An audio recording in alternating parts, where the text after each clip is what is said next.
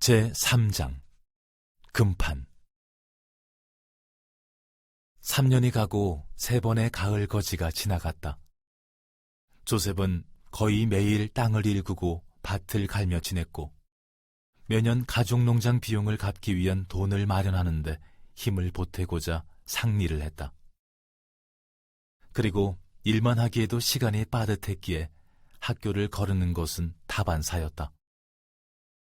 시간이 날 때마다 조셉은 대체로 가족들이나 다른 인부들과 어울렸다. 조셉과 친구들은 어리고 마음에 근심이 없었다. 그들은 어리석은 실수를 저지르기도 했다. 조셉은 한 번 용서받았다고 해서 다시는 회개할 필요가 없게 되는 것은 아님을 알게 되었다. 게다가 그 영광스러운 시연으로 모든 질문이 응답된 것도 아니었고 혼란스러운 상태가 완전히 정리된 것도 아니었다. 그래서 조셉은 하나님께 늘 가까이 다가가고자 노력했다. 성경을 읽고 자신을 구원하실 예수 그리스도의 권능을 믿으며 다른 교회에 속하지 말라는 주님의 명에 순종했다. 자신의 아버지를 비롯해 근방의 많은 사람들이 그랬듯이 그도 하나님께서 지팡이나 돌멩이 같은 사물을 통해 지식을 밝혀주실 수 있다고 믿었다. 전에 모세와 아론 등 성경에 나오는 인물들에게 그리 하셨듯이 말이다. 이웃을 도와 우물을 파던 어느 날 조셉은 우연히 땅속 깊은 곳에서 작은 돌멩이 하나를 발견했다. 종종 사람들은 잃어버린 물건이나 숨겨진 보물을 찾기 위해 특별한 돌 같은 것을 쓰기도 했다. 그래서 조셉은 혹시 이 돌멩이도 그런 물건이 아닐까 하는 생각이 들었다. 돌멩이를 들여다보니 육안으로는 볼 수 없는 것이 조셉의 눈에 보였다. 조셉이 이 돌을 사용하는 은사를 보이자 가족들은 놀라워하며 이것은 하나님께서 은총을 내리신 증거라고 입을 모았다. 그러나 그런 선견자의 은사가 있음에도 불구하고 여전히 조셉은 하나님이 자신을 어떻게 여기실지에 대해 염려했다. 이제 더는 하나님 아버지와 아들의 시연을 본 후에 느꼈던 용서와 사랑을 느낄 수가 없었다. 오히려 자신이 나약하고 불완전하여 책망을 받는 듯한 기분을 자주 느꼈다. 1823년 9월 21일 17살이 된 조셉은 그날 형들과 같이 쓰는 다락방에 누워 잠을 이루지 못하고 있었다. 그날 저녁에 식구들은 여러 교회와 거기서 가르치는 교리에 대해 이야기를 나눴고 조셉도 그 이야기를 듣느라 밤늦도록 깨어 있었다. 그리고 이제는 모두가 잠자리에 들어 집안이 고요했다. 조셉은 깜깜한 방에서 기도를 시작하며 하나님께서 자신의 죄를 용서해 주시기를 마음을 다해 간청했다. 그는 하늘의 천사와 대화하기를 간절히 바랐다. 천사에게서 자신이 주님 앞에 서도 좋다는 확인을 받고 숲에서 약속받았던 복음에 대한 지식을 배우고 싶었다. 조셉은 이전에 하나님께서 자신의 기도에 응답해 주셨음을 알았으므로 한치의 의심도 없이 다시 응답을 받게 될 것을 믿었다. 그때 희미한 빛이 침대 곁으로 비쳐 들어왔다. 빛은 점점 경계를 넓혀 다락을 구석구석 환하게 비췄다. 고개를 드니 공중에 한 천사가 서 있었다. 천사는 손목과 발목까지 늘어진 희고 매끄러운 옷을 입고 있었다. 그는 온몸에서 빛이 퍼져나오고 있었으며 그의 얼굴은 번갯불처럼 빛이 났다. 조셉은 처음에는 겁이 났지만 이내 마음이 편안해졌다. 천사는 조셉의 이름을 부르면서 자신을 모로나이라고 소개했다. 그는 하나님이 조셉을 용서하셨으며 이제 그분께서는 조셉에게 시키실 일이 있으시다고 전했다. 천사는 조셉의 이름이 모든 사람에게 좋게도 전하여지고 나쁘게도 전하여지리라고 말했다. 천사는 근방의 산에 묻혀있는 금판에 대해 이야기했다. 그 판에는 한때 미대륙에 살았던 고대 백성의 기록이 새겨져 있다고 했다.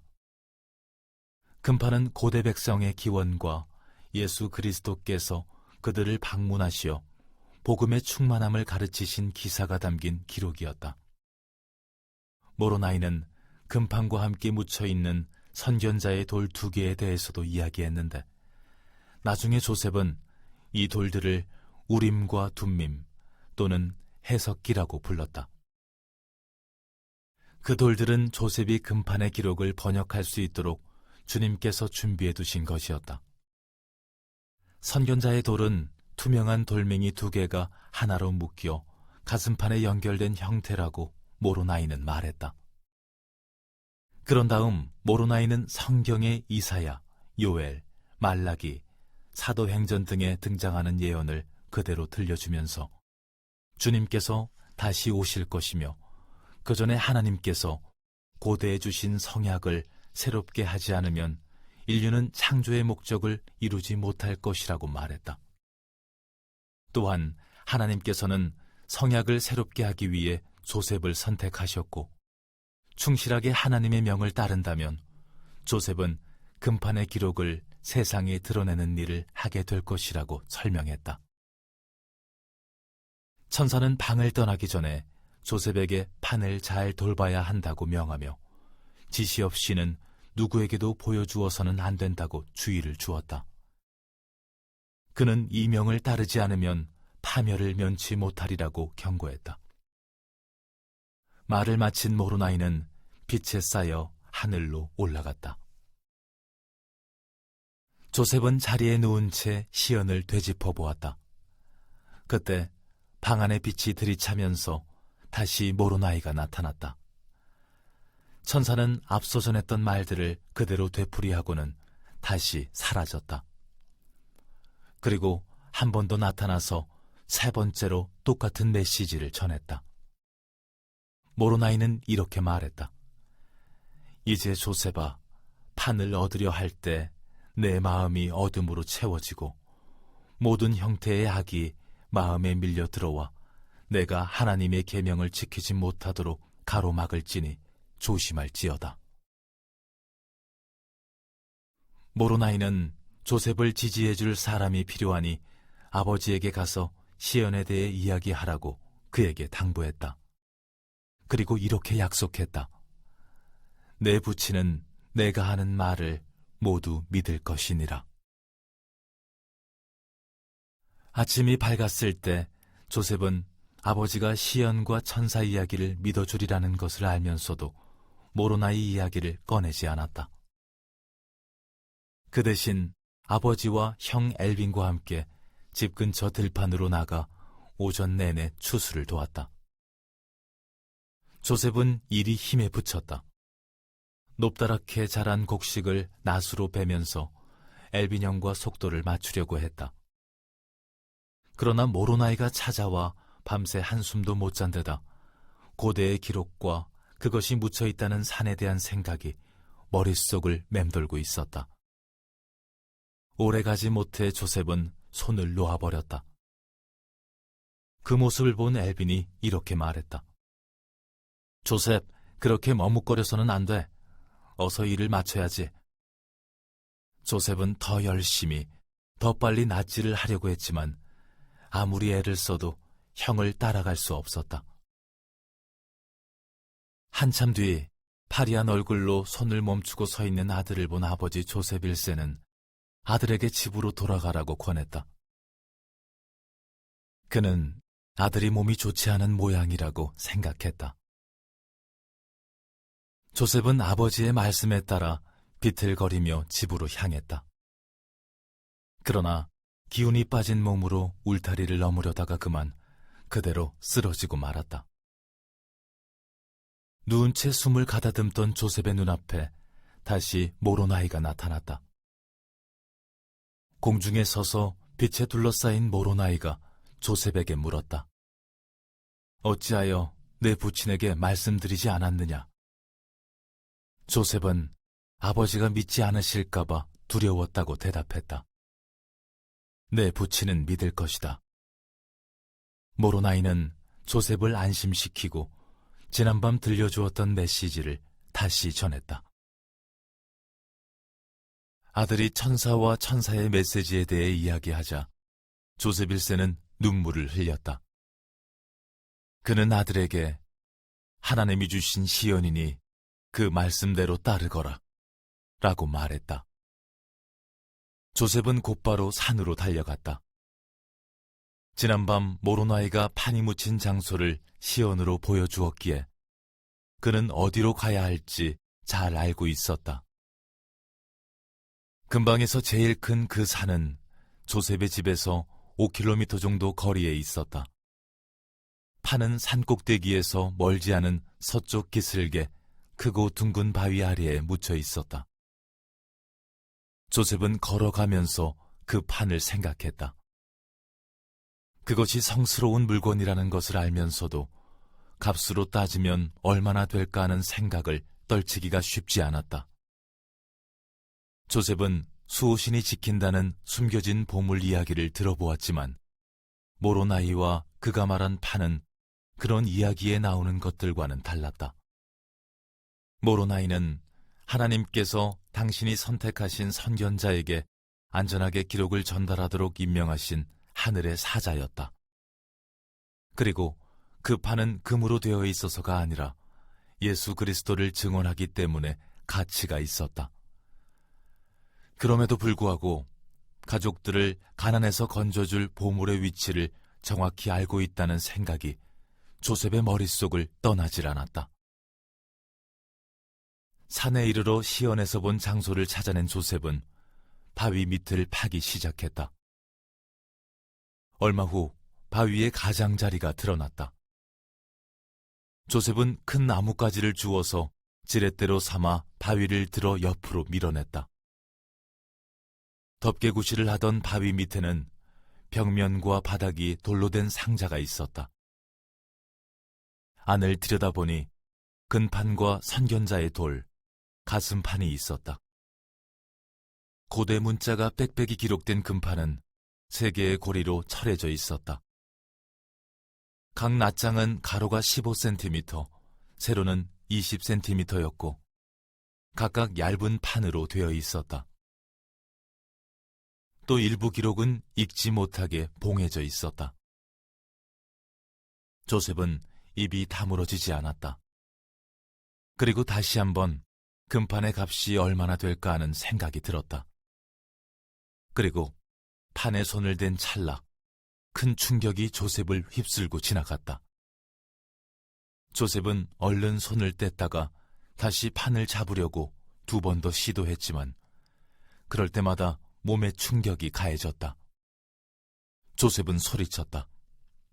왜 잡을 수가 없는 거지? 그러자 바로 옆에서 음성이 들려왔다. 내가 주님의 명을 따르지 않았기 때문이다. 돌아보니 모로나이가 있었다. 조셉은 퍼뜩 지난밤 메시지가 떠올랐고 이 기록의 진짜 목적을 잊고 있었다는 것을 깨달았다. 조셉은 기도를 시작했다. 그러자 생각과 영혼의 성령이 느껴졌다. 모로나이가 명했다. 보라.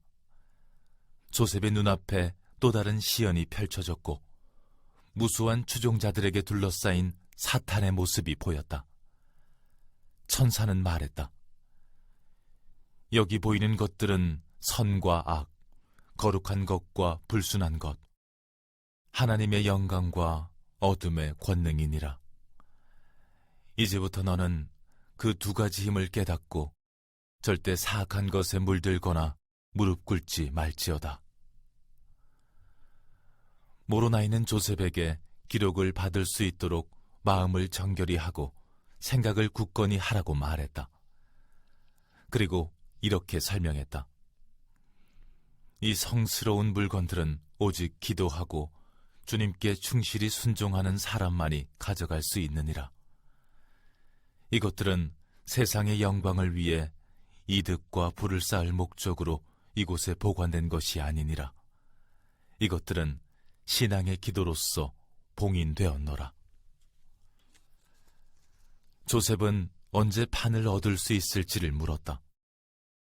적임자를 데려온다면 내년 9월 22째 날에 그리할 수 있을 것이다. 누가 적임자인가요? 조셉이 물었다. 내 큰형이니라. 어릴 적부터 조셉은 맏형인 엘빈을 의지했다. 그때 엘빈은 25살이었다. 그는 마음만 먹으면 따로 자기 농장을 마련할 수도 있었을 테지만 늙어가는 부모님이 터전을 잡고 안정된 생활을 할 수 있도록 돕기 위해 가족 농장에 남아 함께 지내고 있었다. 조셉은 진중하고 부지런한 엘빈 형을 깊이 사랑하며 가까이 따랐다. 모로나이는 조셉이 주님께서 판을 맡기실 만한 사람이 되려면 형인 엘빈의 지혜와 힘이 필요하리라고 생각하는 것 같았다. 저녁 무렵 조셉은 지쳐서 집으로 돌아왔다. 조셉이 문에 들어서기가 무섭게 식구들이 우르르 몰려들었다. 모두들 그가 산에서 무엇을 찾아왔는지 궁금해했다. 조셉은 판에 대한 이야기를 시작하려 했지만 녹초가 된 동생의 모습을 본 엘빈이 만류했다. 이제 모두 잘 시간이야. 내일 일찍 일어나서 일을 나가야지. 내일도 시간은 많을 테니 사실 나머지 이야기는 내일 들어도 되었다. 어머니가 저녁을 일찍 차려주시면 밤에 시간이 있을 거야. 그러면 다 같이 앉아서 내 얘기를 듣자. 이튿날 저녁, 조셉은 산에서 본 것을 이야기했고 엘빈은 동생의 말을 믿었다. 집안의 장남인 엘빈은 부모님이 편안한 생활을 할 수 있도록 돌보아야 한다는 책임감을 한시도 잊은 적이 없었다. 그는 남동생들과 함께 가족이 편하게 생활할 좀 더 넓은 집을 짓고 있기도 했다. 그리고 이제 스미스 가족은 조셉을 통해 영적인 평안도 얻게 된 듯했다. 매일 밤 조셉은 금판과 거기에 기록을 새긴 사람들의 이야기를 들려주었고 가족들은 조셉의 이야기에 푹 빠져들었다. 그러면서 가족들은 전보다 더 가까워졌다. 그들의 집에는 평화와 행복이 가득했다. 가족들 모두 무언가 멋진 일이 일어나리라는 기대감을 안고 있었다. 모로나이가 다녀간 지 2달여가 되어가던 어느 가을날 아침, 엘빈이 복통으로 고통스러워하며 집으로 돌아왔다. 엘빈은 허리를 펴지 못할 정도로 아파했고 아버지에게 사람을 불러달라고 부탁했다. 마침내 왕진을 온 의사가 엄청난 양의 하얀 가루약을 처방했지만 그 약은 엘빈의 상태를 더 악화시킬 뿐이었다. 엘빈은 고통 속에서 여러 날을 침상에서 보냈다. 죽음을 예감한 그는 조셉을 불러 이렇게 말했다. 그 기록을 얻기 위해 있는 힘을 다해야 해. 충실하게 가르침을 받고 모든 명에 따르렴. 엘빈은 곧 숨을 거뒀다. 무거운 슬픔이 집안에 내려앉았다. 장례를 치르던 날, 목사는 엘빈이 지옥에 갔다는 식의 말만 늘어놓았다. 그는 하나님이 개입하여 구원하지 않으실 때 사람들이 겪게 될 일들을 경고할 목적으로 엘빈의 죽음을 이용했다. 조셉 1세는 몹시 화가 났다. 그는 아들이 훌륭한 청년이었고 하나님이 그런 아이를 벌하실 리가 없다고 생각했다. 엘빈의 죽음과 함께 금판에 대한 대화도 끝이 났다.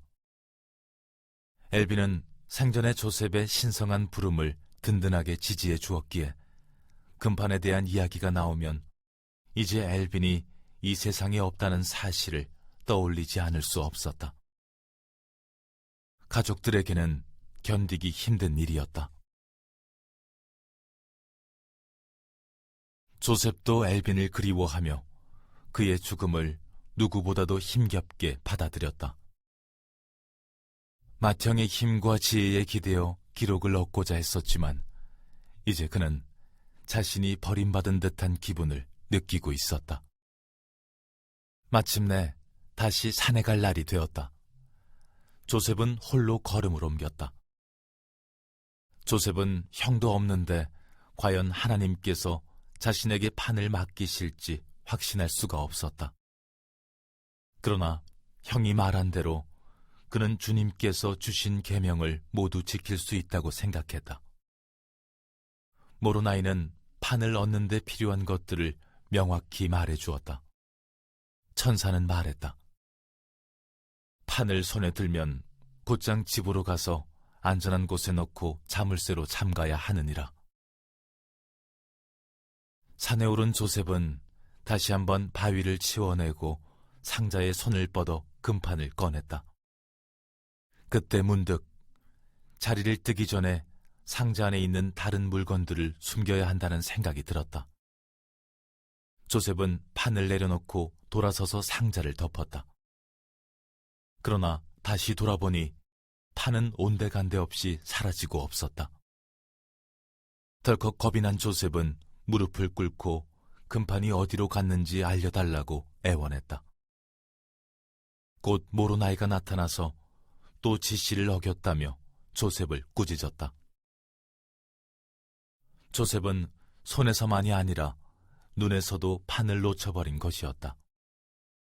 이 어린 선견자는 주님의 일을 하고자 하는 소망은 컸으나 아직 고대의 기록을 지킬 만한 힘은 없었다. 조셉은 자기 자신이 실망스러웠다.